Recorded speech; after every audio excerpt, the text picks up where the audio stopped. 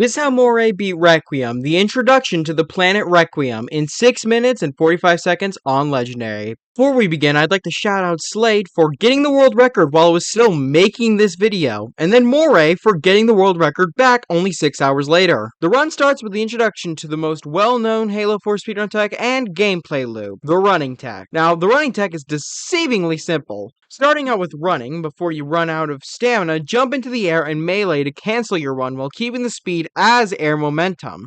Since your run animation was cancelled by the melee, you regain stamina in the air, so once you land, you have enough stamina to keep the chain going. The reason this is deceiving is because literally everything affects when and how you will use this tech. From enemies to the terrain, nothing is safe from stopping you. So, Mourie uses this tech to effectively run through the first 50 seconds of the level until reaching this warthog. After reaching it, the strategy turns from running to driving. Not a lot really happens at this beginning part, Anyhow, 2 minutes in, we finally reach an encounter. Mourie steals discos and drives to the right through a safe yet fast passage, including a few sick drifts to keep his speed up and get up this ledge and through the small canyon. Once getting on the other side, he takes the left path up the forerunner structure. He then uses the ghost to kill this sniper jackal and run over the elite on the top of the stairs before using his pistol to headshot the rest of the enemies. Mourie then grabs the camo to start opening the big door before running back to the elite's body to grab his energy sword and driving the ghost into the building. Of course, we can't just stop at faster movement. We also need Mourie to prevent it from despawning by entering it right after he's done pressing the map room button.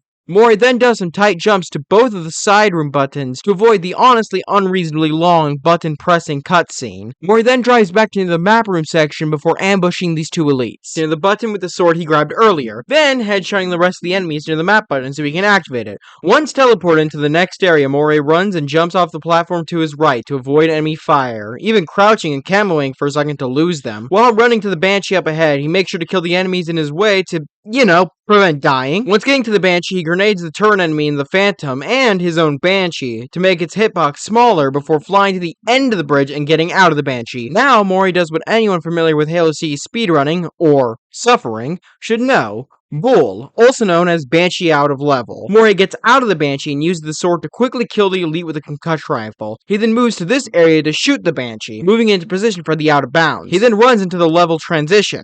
Once the entrance door closes, Mourie runs back to it while holding the interact button to enter the Banshee while it is still there and through the wall. Mourie then flies to the out of bounds under the map to this door where he must wait for the next area to load before moving down the room and getting his Banshee stuck in this wall. This way it doesn't fall into the void while he exits the Banshee. The reason he exits the Banshee is due to the entrance door only closing to Chief and causing the end trigger to load in. So once the end trigger is loaded, Mourie enters the Banshee and flies straight to the end, beating Requiem in 6 minutes and 45 seconds on Legendary.